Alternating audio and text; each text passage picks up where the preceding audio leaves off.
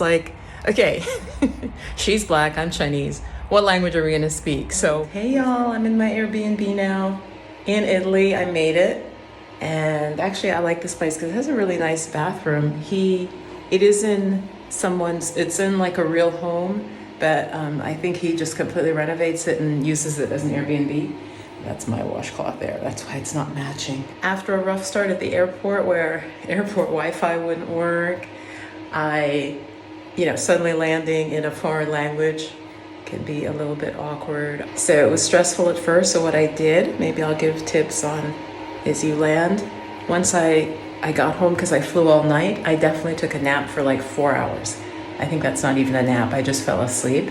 And then showering and then doing like an oil massage. Not the typical full one that I would do, not the Ayurvedic one, but at least get some oil into your body and that on the skin. But Ayurveda says that soaks in and nourishes your nerves and is calming. So it's not just about moisturizing. It literally helps your whole body with the transition by soothing your nerves and nourishing the tissues through your skin. So that's something when you first land, it's good to do, especially after the airport dry air. Hey guys, it is a really foggy day. I don't know if you can see. And my first day, it's a Saturday. I think that was a mistake because it's incredibly crowded. Can you see that across the way, how crowded it is? But it's so beautiful. So I'm really happy to be here. And everybody went one direction, I went the other direction. And you can see it's super crowded over there. Honestly, I'm not even sure. The last time I was here was 25 years ago. And it's foggy, so obviously a bit confusing. I'll just give you some Venice scenes.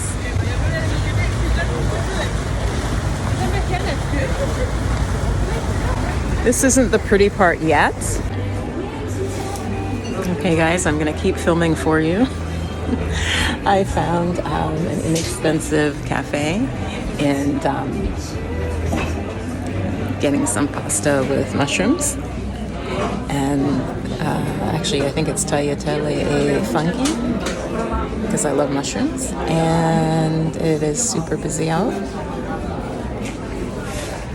I think I should have avoided Venice on a Saturday, for sure.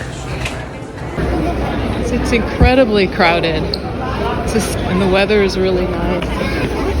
You kind of see how crowded it is. Actually, unpleasantly crowded. You have to slip away from the crowds, the hordes. This photo does not come out as beautiful as the scene was because of the fog and the mist. A pretty spot in Venice, a rare bit of quiet. I'd share that with you. Isn't that pretty?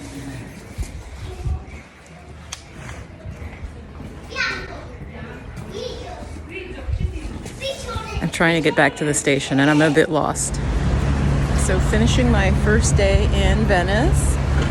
It's a bit overexposed, but the fog went away. It's actually really beautiful and really, really warm, strangely warm. So I'm just gonna walk back to the train station.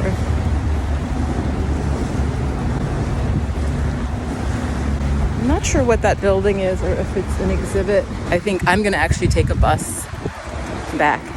I have to share a story and I hope it doesn't offend anyone. I don't think it would offend the guy if I shared it. So yeah, in the scene where I'm in the little cafe, it was hilarious because again, I'm not trying to offend anybody, but I'm saying what I know a lot of folks would have thought, even if they don't say it. So yeah, Italians can be rude, especially in a tourist area where they're dealing with a lot of people.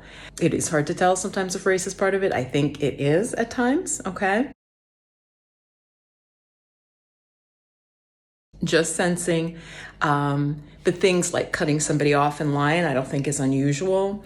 I got caught behind like a large Italian family with like 3 kids, a mom, a sister, the husband trying to order. And then a lady came in and she just cut. And they tried actually to tell her to wait. And then the guy went back because to her, and I was already there, kind of waiting more quietly. I hadn't said anything. Anyway, and another guy, it was really cute because this is how I am. I'm like, okay, there's got to be some humor in this. And this was this Italian guy, and I went in and I said breakfast, and his face fell. First, he was like happy to see me. Then I said breakfast, and he's like, no breakfast, no more breakfast, lunch. And he like walks away, and I'm like, it's because lunch is more. So then I'm standing there. This other guy's doing something like with dishes or something, and then I think this guy was the owner. He comes back and he's like, I said, are you tired? And I said it in Italian, and he's like, yes, and I need some minutes. I need minutes, I need a little time.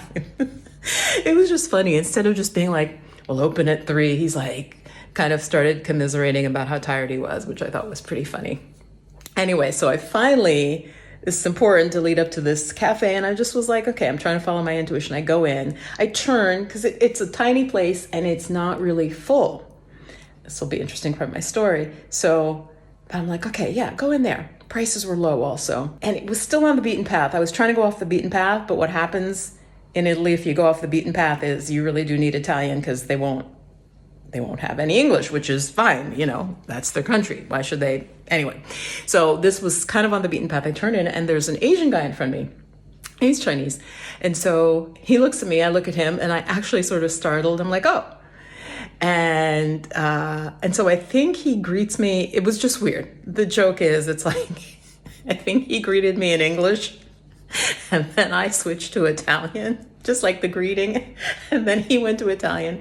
And I think it was just funny for both of us, because it's like, okay, she's Black, I'm Chinese. What language are we going to speak? So we switched between English, Italian, and then I think ultimately the whole time went back and forth.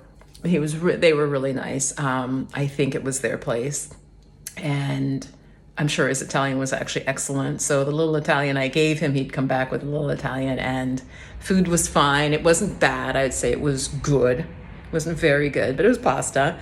But I had the thought, because their place wasn't crowded, and I watched who came in. It was interesting. It was often groups of people with people of color. So it might be someone who, like, from Spain. I went in and there were like 2 guys who I think were speaking Spanish, but I just noticed that the people who almost took the chance on them, because it wasn't presenting as a Chinese restaurant, it was presenting as like pasta, like traditional Italian. I noticed the people who went in, interestingly, every person, actually there was a group of French people, but everybody else who came in had someone who was a person of color. So I thought it was interesting. It was like, we're like, let me give these people a chance, and like, I don't know. But my idea, and I always get like this, always trying to tell people what to do, but I actually think it'd be interesting if they had their cafe, like it was all just Italian classics.